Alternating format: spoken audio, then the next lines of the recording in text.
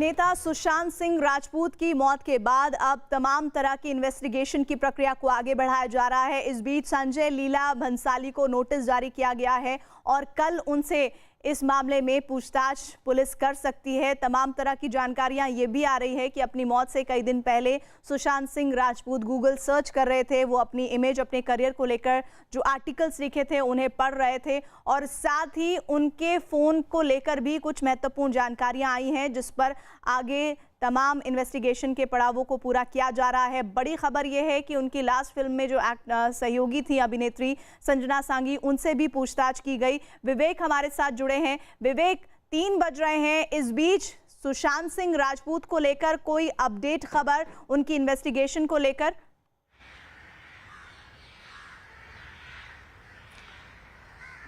प्रीति, देखिए जो अपडेट हमारे सामने आ रहा है कि संजय लीला भंसाली जो बॉलीवुड के बड़े डायरेक्टर हैं, उन्हें पूछताछ के लिए बुलाया जाएगा और बताया जा रहा है कि कल मुंबई के बांद्रा पुलिस स्टेशन में बाकायदा पूछताछ के लिए उन्हें बुलाया जाएगा। तो कहीं अब ये पूरा मामला अब धीरे धीरे साफ होता जा रहा है कि किस तरीके से जो बड़े लोग हैं, जो बॉलीवुड के बड़े लोग हैं, वो सुशांत सिंह राजपूत को परेशान करने की कोशिश कर रहे थे और जिस तरीके से संजय लीला भंसाली ने अपनी बड़े प्रोजेक्ट से सुशांत सिंह राजपूत को बाहर निकाला था, उस मसले पर पूछताछ की जाएगी और पुलिस पूछताछ करेगी कि आखिर कौन सी वजह थी जिसकी वजह से आपने सुशांत सिंह राजपूत को अपने प्रोजेक्ट से बाहर निकाल दिया था, जिसको लेकर बताया जा रहा है कि सुशांत सिंह राजपूत के बाद तकरीबन 7 बड़े प्रोजेक्ट से उन्हें भी अलग अलग प्रोजेक्ट से बाहर निकाला गया था। और यही वजह कि सुशांत सिंह राजपूत के जो बाकी करीबी दोस्त हैं, उनका साफ तौर पर कहना है कि सुशांत सिंह राजपूत का करियर काफी तेजी से जा रहा था। ऐसा नहीं था कि वो परफॉर्म नहीं कर पा रहे थे, उनकी पिक्चरें हिट नहीं हो रही थी। उन्होंने तकरीबन छोटे समय में 6 से 7 साल के दौरान 12 सुपर डुपर बड़ी फिल्में दी और हिट फिल्में दी। उसके बावजूद भी उन्हें प्रोजेक्ट से बाहर निकालना अपने आप में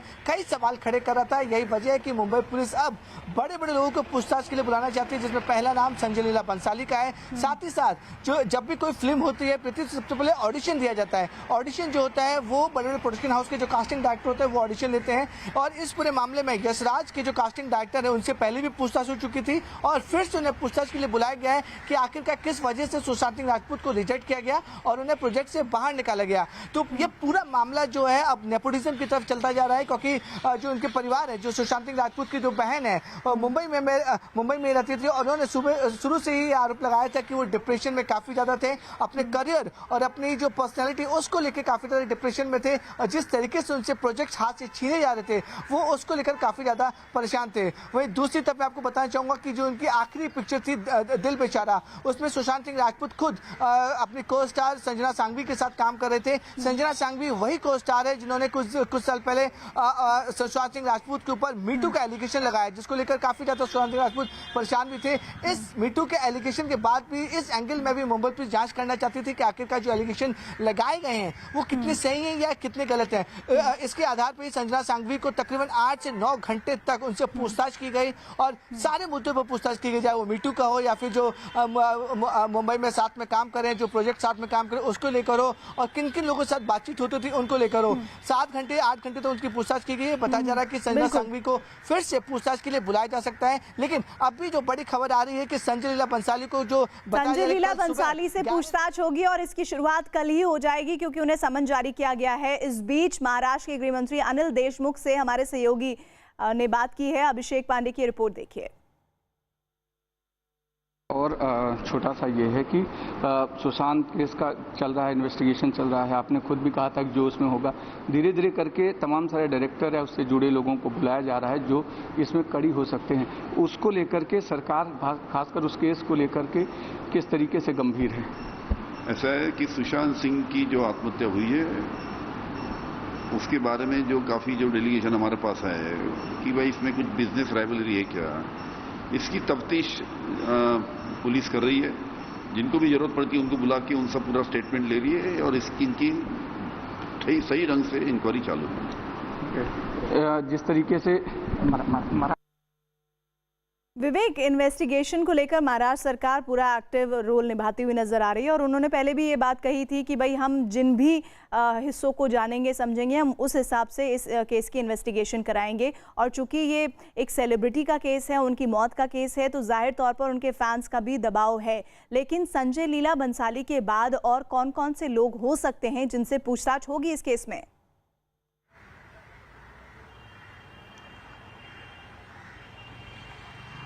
प्रीति देखिए, जो पहला जो बड़ा नाम सामने आ रहा है वो संजय लीला बंसाली का ही आ रहा है। दूसरा जो नाम है वो यशराज फिल्म से जुड़ा हुआ है, कास्टिंग डायरेक्टर हैं और उनको भी पूछताछ के लिए बुलाया जाएगा। इस पूरे मामले में अब तक 28 लोगों से पूछताछ की जा चुकी है और मुंबई पुलिस का साफ तौर पर कहना है कि जिन प्रोडक्शन हाउस और जिन बड़े बड़े डायरेक्टरों ने सुशांत सिंह राजपूत को अपनी 7 प्रोजेक्टों से बाहर निकाला था, अब उन्हें धीरे धीरे कर सभी को बुलाया जाएगा और उनसे पूछा जाएगा कि आखिरकार वजह क्या थी, किस वजह से आपने सुशांत सिंह राजपूत से बड़े प्रोजेक्ट की फिल्में छीनी। तो अब ये जो लिस्ट है वो पुलिस सूत्र बता रहे हैं कि उस लिस्ट में कई लोग शामिल हो सकते हैं, लेकिन पहला जो नाम है वो संजय लीला बंसाली का है और यशराज फिल्म से जो प्रोडक्शन हाउस है उनसे भी जुड़े कई बड़े लोग हैं, उन्हें भी पूछताछ के लिए बुलाया जाएगा। क्योंकि पुलिस का साफ तौर पर कहना है कि अब जो जांच का जो दिशा है वो पुलिस को सही दिशा पर मिल चुकी है और इतने लोगों से पूछताछ में ये साफ हो गया कि जो सुशांत सिंह राजपूत डिप्रेशन में गए थे उसकी वजह कहीं ना कहीं नेपोटिज्म जरूर थी। जी बिल्कुल, और नेपोटिज्म की जगह इसको अगर हम और बड़े रूप में देखें तो विवेक वो है ग्रुपिज्म। एक गैंग है जिसमें सक्रिय लोग बाहर के लोगों को एंट्री नहीं करने देते। ऐसे बहुत सारे लोग जो इस वक्त हमारे साथ जुड़ रहे हैं वो इस बात को लगातार पुष्ट कर रहे हैं। सुशांत सिंह राजपूत की खुदकुशी के मामले में उनकी दोस्त रही रिया चक्रवर्ती ने पुलिस को दिए बयान में उनके डिप्रेशन में होने की बात कही और रिया के मुताबिक डिप्रेशन की वजह से सुशांत की हालत बेहद खराब हो गई थी। रिया ने यह भी बताया कि सुशांत को ये डर लगने लगा था कि नेपोटिज्म की वजह से उनके करियर को साजिश के तहत बर्बाद किया जा रहा है, जिसकी वजह से वो सदमे में आ गए थे। विवेक, फिर से वही बात जिसका जिक्र आपने अभी किया था कि नेपोटिज्म की वजह से सुशांत सिंह राजपूत की मौत हुई है, वो अपने करियर को लेकर, अपनी इमेज को लेकर जो लगातार ख़राब की जाने की एक कोशिश की जा रही थी एक ग्रुप के ज़रिए, उसको लेकर चिंतित थे।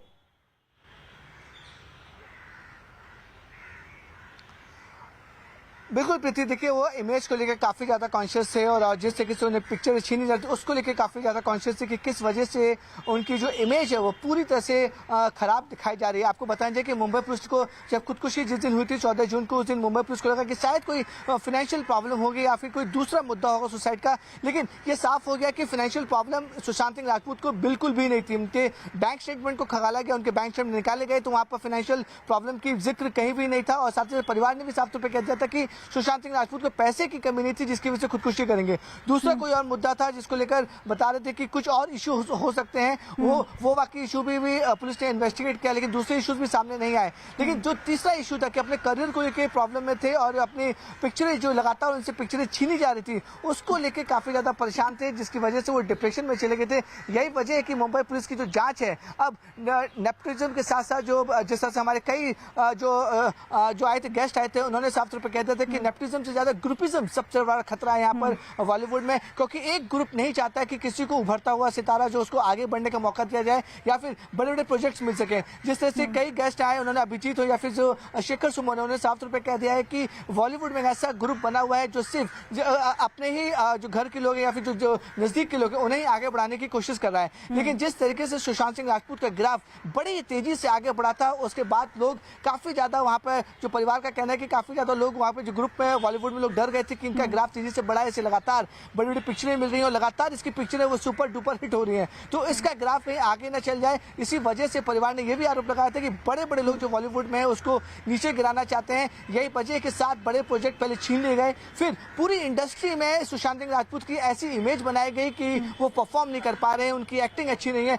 जिसको लेकर तो कहीं ना कहीं जिसको लेकर वो सुशांत राजपूत कई महीनों से ये सब झेल रहे थे और यही वजह थी वो डिप्रेशन में चले गए। डिप्रेशन का इलाज भी चल रहा था, लेकिन अंत वो अपनी इमेज को लेकर इतने ज्यादा परेशान हो गए थे कि उन्होंने बकायदा पुलिस ने कहा था कि बकायदा वो गूगल सर्च करते थे कि उनके बारे में क्या छपा है, उनके बारे में लोग क्या कह रहे हैं, उनके बारे में बॉलीवुड के जो बड़े लोग हैं क्या बोल रहे हैं सोशल मीडिया पर, उसको लेकर काफी ज्यादा डिप्रेशन में थे। यही वजह कि सुशांत सिंह राजपूत ने खुदकुशी से पहले रात भर तक अपना गूगल सर्च किया और गूगल सिर्फ किसी और के बारे में नहीं, सिर्फ अपने बारे में गूगल सर्च कर रहे थे कि उनके बारे में बॉलीवुड, आम जनता और वो जो इंडस्ट्रीज है वो क्या कह रही है। साथ ही साथ यही वजह थी कि वो अपनी इमेज को लेकर इतने ज्यादा कॉन्शियस थे कि अपनी इमेज खराब होते नहीं देखना चाहते थे। यही वजह है कि उन्होंने सुसाइड कर लिया। अब पूरा पुलिस जो है, पूरे पुलिस की इन्वेस्टिगेशन है वो पूरी की तरफ फोकस अब ग्रुपिज्म और नेपोटिज्म पे हो गई है। यही वजह है कि अब बड़े बड़े लोगों को पूछताछ के लिए बुलाया जा रहा है ताकि इस मामले में जो और भी इन्वेस्टिगेशन जो पार्ट्स हैं वो ओपन हो पाए। नहीं, लेकिन विवेक, आप जो बात कह रहे हैं, अगर ये सारी बातें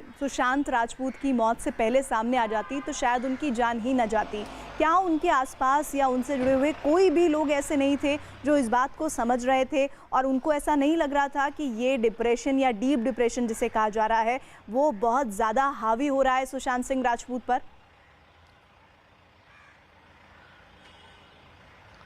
देखिए प्रीति, इस पूरे मामले में जब उनके परिवार वालों से बातचीत तो उनके परिवार साफ तौर पर कहना है कि सुशांत सिंह राजपूत काफ़ी ज़्यादा शर्मीले टाइप के इंसान से, वो अपना दर्द और जो अपनी बातें हैं वो ज़्यादा किसी से डिस्कस या फिर ज़्यादा किसी से खुलकर सामने नहीं आते थे। जब भी उन्हें परेशानी होती थी वो अपने अकेले कमरे में बैठ जाते थे और अपने कमरे के अंदर ही किताबें पढ़ते थे, और ज़्यादा परेशानी होती थी तो अपने जो अपना पालकर का फार्म हाउस है वहाँ चले जाते थे। उनकी बहन ने भी पुलिस को ये बयान दिया है कि वो अपनी जो निजी ज़िंदगी है, जो करियर को लेकर है या फिर निजी ज़िंदगी है, वो जब परेशानी में होते थे, जब नेगेटिव वाइब्स उनके पास आती थी तो किसी से डिस्कस नहीं करते थे। यही बात जो उनकी जो महिला मित्र हैं रिया चक्रवर्ती, उन्होंने भी यही बात कही। जब भी वो डिप्रेशन में होते थे तो रिया को बोलते थे वो किस दिनों के लिए अकेले रहना चाहते हैं, उन्हें अकेला छोड़ दिया जाए, और वो अपने दोस्त और जो अपने जो महिला दोस्त है और अपने जो खुद की बहन है उन्हें भी बाहर जाने को बोल देते थे कि वो अकेले कुछ दिन रहना चाहते हैं। तो कहना कि जिस तरीके से सुशांत सिंह राजपूत की जो पर्सनैलिटी थी वो कहना कि साफ जाहिर होता है कि जब भी वो डिप्रेशन में, जब भी कोई नेगेटिव वाइब्स में होते तो वो किसी से बात नहीं करते थे, अपनी बातें वो खुलकर किसी को बताते नहीं थे।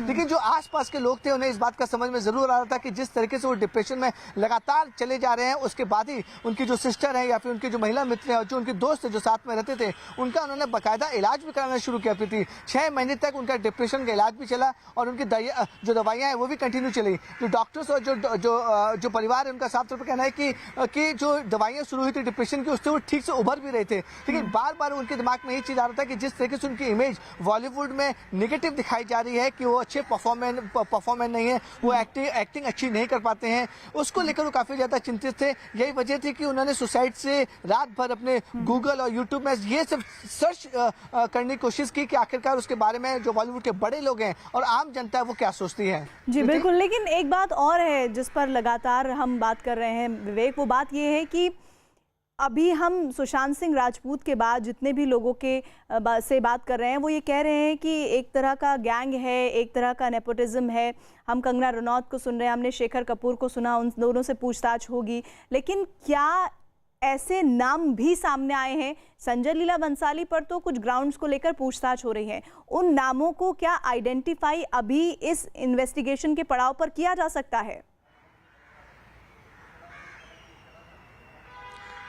आप ये देखिए, इस इन्वेस्टिगेशन मामले में पुलिस काफ़ी ज़्यादा इस पूरे मामले को सेंसिटिव बता रही है क्योंकि वो नहीं चाहते कि जो इन्वेस्टिगेशन की डिटेल्स है वो बाहर आए। लेकिन पुलिस ने कहीं ना कहीं इशारा ज़रूर कर दिया है कि आने वाले दिनों में बॉलीवुड के कई बड़े लोगों से पूछताछ संभव है, कई बड़े प्रोडक्शन हाउस के मालिकों से, कई जो बड़े बड़े डॉक्टर्स हैं या फिर एक्टर एक्ट्रेस उनसे भी पूछताछ संभव है। यानी पुलिस ने ये साफ कर दिया है कि आने वाले दिनों में पूछताछ हो सकती है, लेकिन पुलिस ने भी ये खुलासा नहीं किया है कि उनके रडार पर, उनकी लिस्ट में कौन कौन है, क्योंकि काफ़ी सेंसिटिव मामला है। और इसलिए यही पुलिस बोली कि जब तक कोई सबूत या जब तक कोई लिंक उन्हें नहीं मिलते कि आखिर इसकी वजह से वो डिप्रेशन में गए होंगे या फिर किसी की वजह से वो उनका प्रोजेक्ट छीना गया होगा, उसके बाद ही उन्हें पूछताछ के लिए बुलाया जाएगा। लेकिन पुलिस का साफ तौर पर कहना है कि एक जो लिंक्स हैं वो एक से एक के बाद एक जुड़ते चले जा रहे हैं। जिस तरीके से संजय लीला बंसाली का लिंक जुड़ा कि किस तरीके से उन्होंने अपने प्रोजेक्ट से सुशांत सिंह राजपूत को बाहर निकाला था, अब ये लिंक पर लिंक दर जोड़ते जाएंगे। उसमें जो लोग भी आए, चाहे वो बड़ा नाम हो या फिर बड़ा प्रोडक्शन हाउस हो, उन सभी लोग को पूछताछ के लिए बुलाया जाएगा। लेकिन पुलिस का साफ तौर पर कहना है कि अभी तक वो नाम का खुलासा नहीं करेंगे। जब तक कोई कॉन्क्रीट एविडेंस या फिर कॉन्क्रीट लिंक्स उनके पास नहीं आते तब तक वो नाम खुलासा नहीं करेंगे। लेकिन पुलिस ने ये साफ तौर पर इंडिकेशन जरूर दे दिए हैं कि आने वाले दिनों में और भी बड़े डायरेक्टर और जो बड़े प्रोडक्शन हाउस हैं उनसे पूछताछ हो सकती है। जैसे हम संजय लीला बंसाली को सुन रहे हैं कि उनसे पूछताछ होगी, 7 प्रोजेक्ट निकले थे सुशांत सिंह राजपूत के हाथ से, तो इसका मतलब ये है कि वो 7 प्रोजेक्ट्स उन्हीं लोगों से ताल्लुक हो सकते हैं जो उस गैंग का हिस्सा रहे होंगे।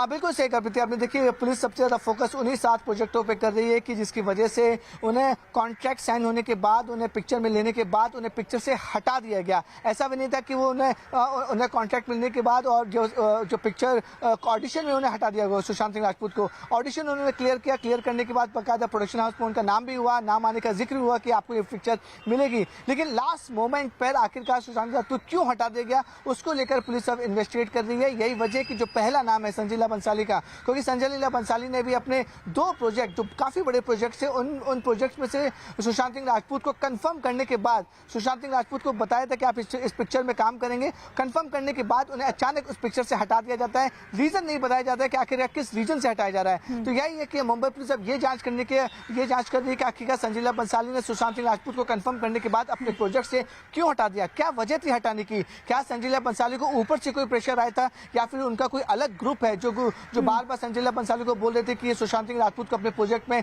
ना लें। इस एंगल में भी जांच होगी। और जो बाकी के प्रोजेक्ट्स हैं, हालांकि पुलिस खुलासा नहीं कर रही कि कौन कौन से प्रोजेक्ट्स में लोग इन्वॉल्व थे, लेकिन पुलिस का साफ तौर पर कहना है कि बाकी के जो प्रोजेक्ट्स है जहां पे सुशांत सिंह राजपूत को कंफर्म करने के बाद वहां से हटा दिया गया, उन सभी प्रोजेक्ट्स के जो लीड हैं, जो बड़े लोग हैं, चाहे प्रोडक्शन हाउस की बात करें या फिर बड़े डायरेक्टर हो, उन्हें हर हाल में बुलाया जाएगा, उनसे पूछताछ की जाएगी और वजह पूछी जाएगी कि आखिरकार सुशांत सिंह राजपूत को इतने बड़े प्रोजेक्ट से कंफर्मेशन के बाद हटाया क्यों गया। एक सवाल और विवेक, जब मैं आपसे बात कर रही हूँ और ये पूरी इन्वेस्टिगेशन की प्रक्रिया चल रही है, उसमें आ रहा है वो ये कि सब लोग कह रहे हैं कि नेपोटिज्म है, गैंग बना हुआ है जो बाहर के लोगों को शामिल नहीं होने देते हैं, लेकिन उन गैंग के नाम क्या हैं कोई भी खुलकर ये नहीं बोलना चाहता है। तो अभी भी ऐसे बहुत सारे, मैं कंगना रनौत को अगर इनसे अलग कर दूं तो कोई भी खुलकर ऐसे नामों को नहीं बोलता है, चाहे वो शेखर कपूर की हम बात कर लें या जितने अभी हमारे साथ गेस्ट जुड़े हैं उनकी मैं बात कर लूं।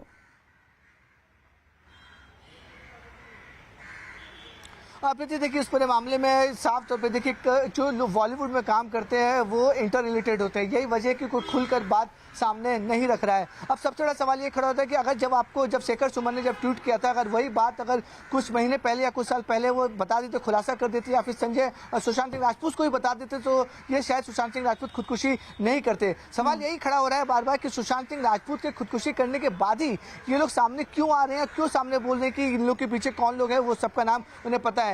यही वजह है कि पुलिस अब शेखर कपूर से पूछताछ करेगी कि उनका जो जिस दिन सुसाइड किया था उस दिन का ट्वीट काफी ज्यादा अहम है। मैं आपको बताना चाहूंगा उस दिन उन्होंने ट्वीट किया था कि सुशांत सिंह राजपूत की वजह जिस वजह से उसने सुसाइड की है उसके पीछे जो लोग इन्वॉल्व है उन सभी का नाम और वजह शेखर कपूर जानते हैं। ये बाकायदा उन्होंने अपने ऑफिशियल ट्वीट से ट्वीट किया था, अपने नाम से ट्वीट किया था। इसकी वजह से मुंबई पुलिस को ये एविडेंस के तौर पर मिला। यही वजह कि शेखर कपूर से तो पूछताछ होगी और हमें भी उम्मीद है, क्योंकि वो नाम सामने आना, वो चेहरे बेनकाब होना, जिन चेहरों को आप बहुत अच्छे से देखते हैं कि वो बहुत बेहतरीन अपनी अपने फील्ड में काम कर रहे हैं, और अगर वो लोग इन्वॉल्व हैं इस पूरे माहौल को बनाने में कि सुशांत सिंह राजपूत ने इतना बड़ा कदम उठा लिया है, तो वो चेहरे बेनकाब होने चाहिए, चिन्हित होने चाहिए, आइडेंटिफाई होने चाहिए।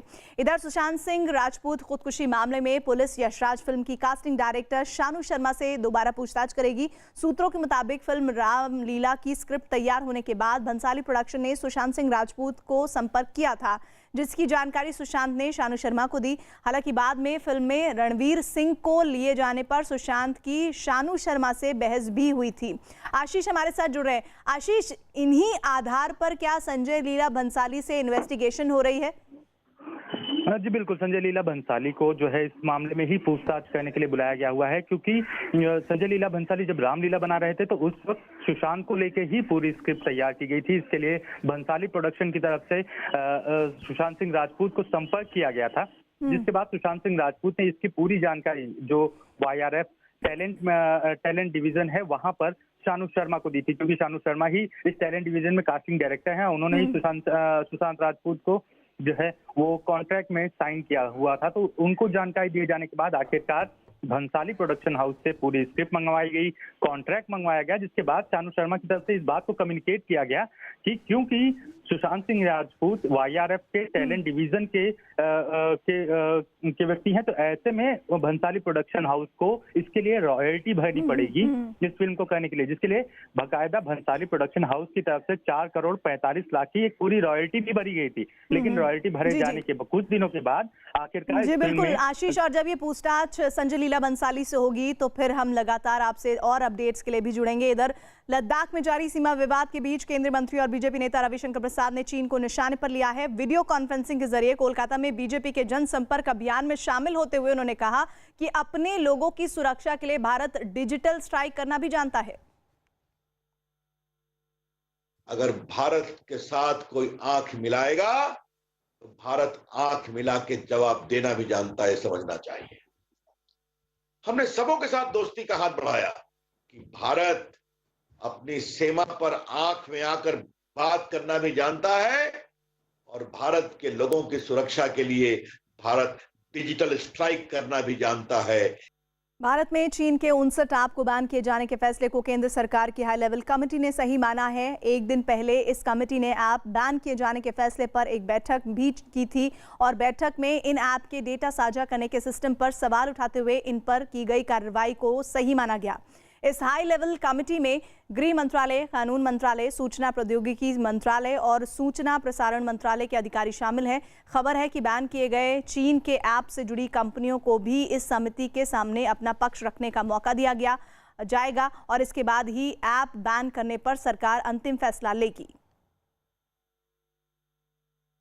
लद्दाख में एलएसी पर जारी तनाव के बीच खबर है कि चीन ने रणनीतिक तौर पर अहम गलवान घाटी और पेंगोंग के आसपास 2 हेलीपोर्ट में बदलाव और विस्तार कर उसे नई तकनीक से लैस किया है, जिसका पर्दाफाश कुछ सैटेलाइट तस्वीरों से हुआ है जो गलवान घाटी में 14 जून की रात को ही हिंसक झड़प के कुछ दिनों बाद ली गई। इन तस्वीरों में साफ नजर आया कि चीन ने एलएसी से महज 21 किलोमीटर की दूरी पर अपने पुराने हेलीपोर्ट का विस्तार किया और उसे आधुनिक सुविधाओं से लैस किया है। न्यूज़ 18 के पास इस जगह मौजूद की पुरानी तस्वीर भी है और उससे हम तुलना भी कर सकते हैं और इससे ये भी पता चला है कि चीन की इस हरकत को लेकर ये कहा जा रहा है कि चीन वहाँ पर एक्शन में दिख रहा है 15 जून की घटना के बाद।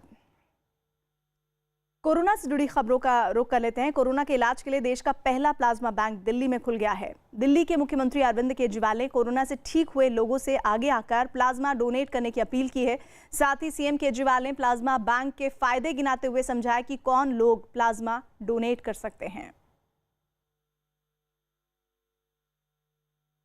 तो प्लाज्मा बैंक को लेकर लगातार दिल्ली सरकार ने पहले भी जिक्र किया था, तो आखिरकार वो प्लाज्मा बैंक बनकर तैयार हो गया है। ये प्लाज्मा बैंक उन लोगों के लिए मददगार साबित होगा जो कोरोना पॉजिटिव अभी हाल फिलहाल में हुए हैं या हो सकते हैं, और उन लोगों से अपील की गई है जो कोरोना पॉजिटिव तो थे लेकिन बाद में ठीक हो गए, उनके प्लाज्मा से ही ये बैंक तैयार होगा जो कोरोना पॉजिटिव लोगों की मदद करेगा।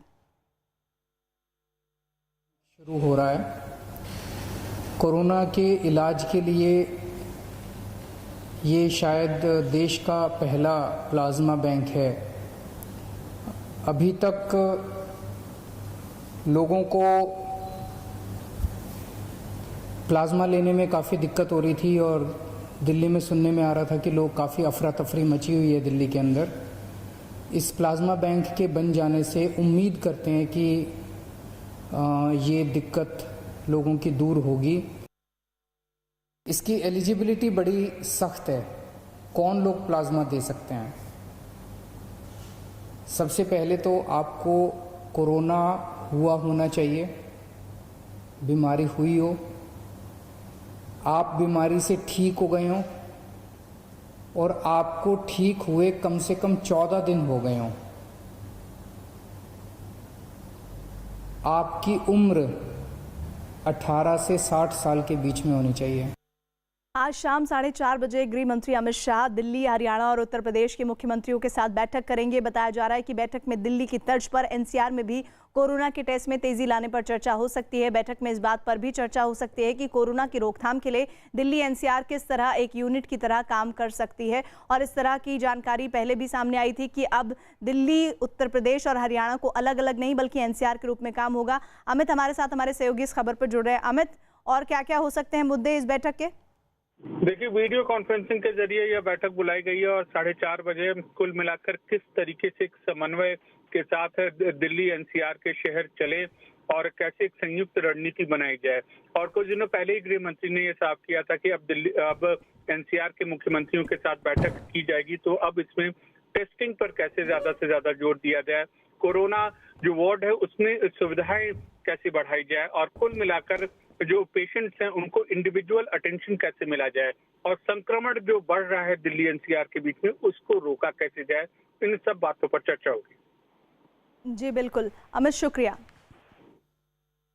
भारत चीन में तनाव के बीच भारत में दिवाली पर बिकने वाले चाइनीज दिए और लैंप को अब भारत में बने सामान टक्कर देंगे। वाराणसी में आत्मनिर्भर भारत अभियान के तहत इस तरह के सामान बनाने वाले कारीगरों को खास ट्रेनिंग दी जा रही है। खादी और ग्रामोद्योग आयोग इन कारीगरों को मिट्टी के दिए, देवी देवताओं की मूर्ति और बर्तन बनाने की ट्रेनिंग दे रहे हैं, जिससे दिवाली तक मेड इन इंडिया चीज़ों को बढ़ावा मिलेगा, जिससे चाइनीज सामान की बिक्री को झटका लगना तय है। इस तरह से दूसरी भी हमने ट्रेनिंग दी है, जैसे हनी मिशन है, पॉटरी मिशन है, मोची मिशन है। तो पूरे देश में इस तरह की क्रांति अभी हो रही है, जिससे कि कम से कम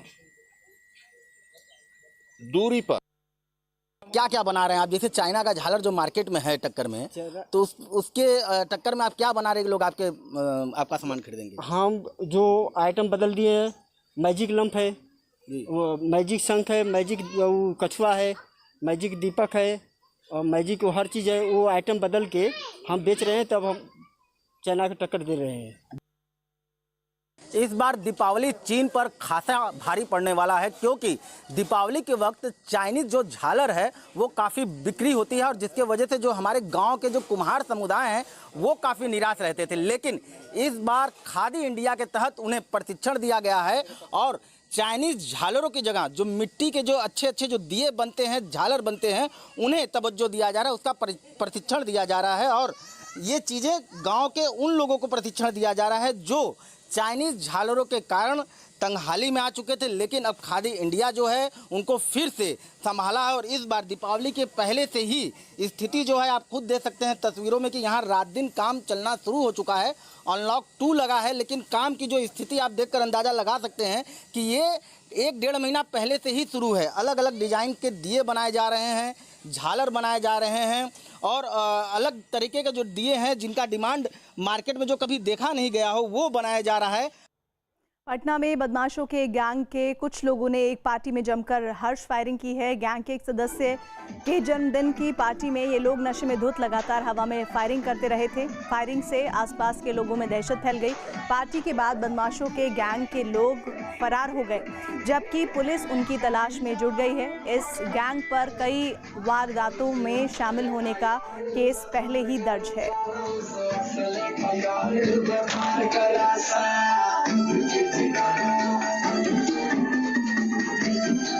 मध्य प्रदेश के गुना में एक पेट्रोल पंप पर बाइक पर सवार होकर पहुंचे एक लड़के ने हवा में गोलियां चलाई हैं। ये लड़का बाइक पर पीछे बैठा था और पेट्रोल भरवाने के दौरान कट्टा निकालकर लहराने लगा। इस बीच उसने वहां मौजूद कर्मचारियों को धमकी दी और पैसे मांगने पर हवा में फायरिंग कर दी। इसके बाद दोनों वहां से फरार हो गए। इस घटना से वहां दहशत का माहौल बन गया। घटना की सूचना मिलने पर पुलिस सीसीटीवी फुटेज के आधार पर जांच करने में जुट गई है। मुंबई के नाला सुपारा में दिन दहाड़े खुलेआम 2 गुटों में हुई झड़प के दौरान तलवार चलाने का वीडियो वायरल हुआ है। वीडियो में कुछ लोगों का झुंड हाथ में तलवार लिए कई लोगों पर हमला करता नजर आया। इस दर्दनाक मंजर को देखकर आसपास की महिलाओं की चीख निकल गई। इस बीच एक शख्स बेहद गुस्से में एक आदमी पर तलवार से वार करते नजर आया, जिससे वो आदमी सड़क पर ही बेहोश होकर गिर पड़ा। ये पूरी घटना घर की छत पर खड़े एक शख्स ने फोन में रिकॉर्ड की। खुलेआम तलवार से हमले का वीडियो 27 जून का बताया जा रहा है। मामले में एक आरोपी को गिरफ्तार किया गया है। यूपी के बुलंदशहर में एक नाले में पड़े शव को पुलिसकर्मियों ने बच्चों से बाहर निकलवाया। इस का एक वीडियो भी सामने आया है, जिसमें पुलिसकर्मियों के सामने कुछ बच्चे नाले में पड़े शव को बाहर निकालते दिखे। वीडियो के सामने आने के बाद एक एसआई और एक सिपाही को लाइन हाजिर किया गया है। वीडियो में कुछ बच्चे शव को डंडे याद की मदद से किनारे की ओर खींचने का प्रयास कर रहे हैं। बगल में वो सब इंस्पेक्टर और सिपाही खड़े हैं। निश्चित तौर पर जो पुलिस का ये आचरण था ये अच्छा नहीं था। इससे पुलिस विभाग की छवि भी प्रभावित होती है, क्योंकि बच्चे नाबालिग टाइप के हैं, उनसे इस तरह का कार्य नहीं लिया जाना चाहिए था। इसलिए तत्काल प्रभाव से सब इंस्पेक्टर राम नरेश और कांस्टेबल महावीर जो मौके पर मौजूद हैं, इनको लाइन हाजिर कर दिया गया है। प्रकरण की जांच क्षेत्राधिकारी को सौंपी गई है। दिल्ली के आज़ादपुर मंडी में सोशल डिस्टेंसिंग की अनदेखी कर लोग खरीदारी करते नजर आए। वहां सुबह सुबह ही लोगों की भारी भीड़ नजर आई, जो एक दूसरे से ज़रूरी दूरी बनाए बिना खरीदारी करने में मशगूल दिखे। इस दौरान ज़्यादातर लोग दूसरे से बेहद पास खड़े होकर सामान खरीदते और उसे घर ले जाते नजर आए। इस भीड़ में कई लोग ऐसे भी थे जिन्होंने अपने मुंह को मास्क से ढक तक नहीं रखा था।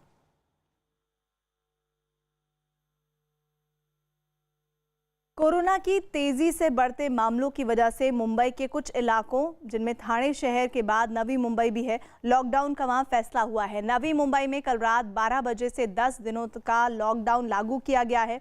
इस लॉकडाउन के दौरान सिर्फ जरूरी सेवाओं से जुड़ी दुकानें और कंपनियां ही खुली रहेंगी। मुंबई में कोरोना के बढ़ते मामलों के साथ कई इलाकों में फिर से लॉकडाउन कर दिया गया है। मुंबई के मीरा भयंदर में भी तीसरी बार लॉकडाउन कर दिया गया है, जिसके बाद मुंबई पुलिस भी अपने काम पर लग गई है और लोगों से सख्ती से लॉकडाउन का पालन करवाने के लिए कदम उठा रही है। मुंबई के पास ठाणे में भी कोरोना के तेजी से बढ़ते मामलों पर रोकथाम के लिए प्रशासन ने आज से 10 दिन तक पूरी तरह लॉकडाउन लागू किया है, जिसका ठाणे शहर में असर भी दिखा। पुलिस ने शहर के कई इलाकों को सील कर दिया है और बाजार में सारी दुकानें बंद नजर आई। भारत में कोरोना आंकड़ों पर आइए नजर डाल लेते हैं। यहां कोरोना मरीजों का आंकड़ा 6 लाख के पार हो गया है। देश में अब तक 6,04,641 ये मामला आंकड़ों का पहुंचा है। वहीं इनमें 3,59,860 लोग ठीक भी हुए हैं, जबकि 17,834 लोगों की मौत हुई है। फिलहाल भारत में कोरोना के 2,26,947 एक्टिव केस हैं।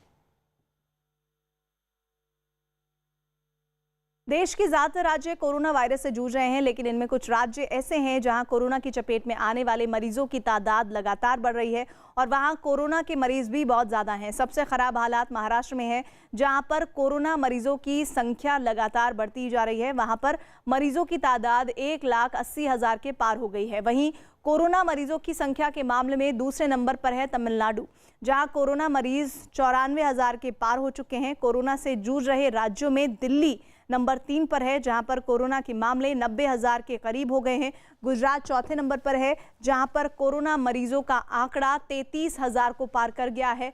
5वें नंबर पर अब उत्तर प्रदेश आ चुका है, जहां कोरोना मरीजों की संख्या लगभग 24,000 से ज्यादा हो चुकी है। दुनिया भर में कोरोना मरीजों का आंकड़ा 1 करोड़ के पार हो चुका है। दुनिया में कोरोना का आंकड़ा 1,06,68,000 से ज्यादा है, जिनमें 54,64,430 मरीज ठीक भी हुए हैं, जबकि 5,15,694 लोगों की जान गई है। वहीं फिलहाल दुनिया में कोरोना के 46,88,286 एक्टिव केस हैं। कोरोना वायरस की कहर से पूरी दुनिया बेहाल है। दुनिया के 188 देश इस वक्त कोरोना महामारी की चपेट में है, लेकिन कुछ देशों में हालात बहुत खराब हैं। पहले नंबर पर इनमें आता है अमेरिका, जहां कोरोना के मरीज 26,86,000 से ज्यादा हो चुके हैं। वहीं ब्राजील दूसरे नंबर पर है, जहां मरीजों की संख्या 14,48,000 के पार है। रूस इस लिस्ट में तीसरे नंबर पर है, जहां कोरोना मरीजों की संख्या 6,53,000 के पार पहुंच गई है। भारत चौथे नंबर पर है, जहां पर मरीजों का आंकड़ा 6,04,000 से ज्यादा हो गया है। वहीं ब्रिटेन 5वें नंबर पर है, जहां कोरोना के मरीजों की तादाद 3,14,000 से भी ज्यादा हो चुकी है। मुंबई में बीएमसी ने अपने 100% स्टाफ का दफ्तर आना अनिवार्य कर दिया है, जिसके बाद स्टेशनों पर लोकल ट्रेन में सफ़र करना लोगों के लिए भीड़ जैसा ही है, जैसे नॉर्मल आम दिनों में होता है। हालांकि इस दौरान यात्री सोशल डिस्टेंसिंग का पूरा पालन करते नजर आए, तो वहीं आरपीएफ के जवान भी लगातार लोगों को ज़रूरी दिशा निर्देश देते दिखे। और जोधपुर के लोग सरकार के साथ मिलकर पानी को बचाने के लिए कुएं या स्टेप वेल्स ऐसे पारंपरिक तरीकों को फिर से अपनाने के काम में लगे हैं। जोधपुर शहर में फिर से पुराने ज़माने वाला स्टेप वेल कैसे बनाया गया, ये जानने के लिए नेटवर्क 18 ने जल शक्ति मंत्री गजेंद्र सिंह शेखावत से बात की।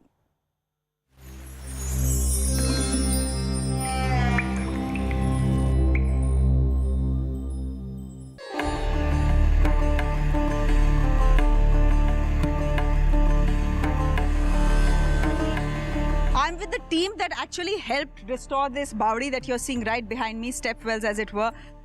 300-year-old Bawdi को revive किया है। ये बताइए, ये idea कहाँ से आया? I believe this was a garbage dump. This always was a water body, but people were not using it, and yes, they started using it as a waste bin. So it started throwing a lot of stuff inside, and but this is the state of almost all the water bodies that are there in Jodhpur, and not in Jodhpur. Even if you go to other cities in the country, that's the state of water bodies. Shekhawat Saab, do you see this then as an example that we need to replicate not just across Rajasthan but possibly across India as well? Yeah, अभी जो माननीय प्रधानमंत्री जी के नेतृत्व में हमने जल शक्ति अभियान किया था, जिसमें 256 water stress districts across the country, वहाँ हमने गवर्नमेंट ऑफ इंडिया के सीनियर ऑफिसर्स को भेजा था, the joint secretary and above level के officers along with technical people along with engineers, just to create awareness. And out of 6 points they given them as a mandate to work, उसमें से एक था traditional water bodies के revival का, उसके restoration का। मुझे लगता है कि ये अब समय की आवश्यकता और मांग भी है। मुझे याद है मैंने एक बार मेरी अपनी ग्रैंड मदर को पूछा था कि हमारे देश में जहाँ पानी को भगवान मानने की परंपरा थी, जल को जगदीश मानने की परंपरा थी, आज क्यों ये परिस्थिति हुई है कि हमारे यहाँ जो है वो सबसे ज़्यादा कंटेमिनेटेड वाटर सोर्सेज हैं। दुनिया के अगर कंटेमिनेटेड वाटर रिसोर्सेज की लिस्ट करते हैं तो 122 देशों की लिस्ट में हम 120 में पायदान पर हैं। तो उन्होंने जो जवाब दिया, मुझे लगता है कि वो उससे अच्छा इसका जवाब शायद नहीं हो सकता था। उन्होंने कहा था कि पहले जब हम लोग जवान थे तब पानी की ज़रूरत के लिए हमको पानी के पास जाना पड़ता था। अब पानी नल से हमारे पास आता है, इसलिए पानी की प्रतिष्ठा और इज्जत कम हो गई है। पर अब तो मुझे लगता है कि समय आ गया है, जितनी बड़ी चुनौती हमारे सामने है, देश में पानी की जिस तरह से तंगी दिखाई दे रही है, वाटर मैनेजमेंट का जो इशू है, जो प्रॉब्लम है, और क्लाइमेट चेंज के कारण से जिस तरह से खतरा बढ़ रहा है, डे बाय डे जिस तरह से स्कैंटी इरेटिक रेनफॉल है, रेनफॉल पैटर्न चेंज हो रहे हैं, पानी बहुत बरसता है वो बहुत थोड़े से दिन में बरस जाता है, एक साथ बरसातें हो रही है। तो अब तो ये ज़रूरी हो गया है कि हम अपने जो ट्रेडिशनल सोर्सेज हैं इनको वापस हम संभालें, सबको सुधारें, उनको सबको रिस्टोर करें और उसके पानी को उपयोग लेना शुरू करें।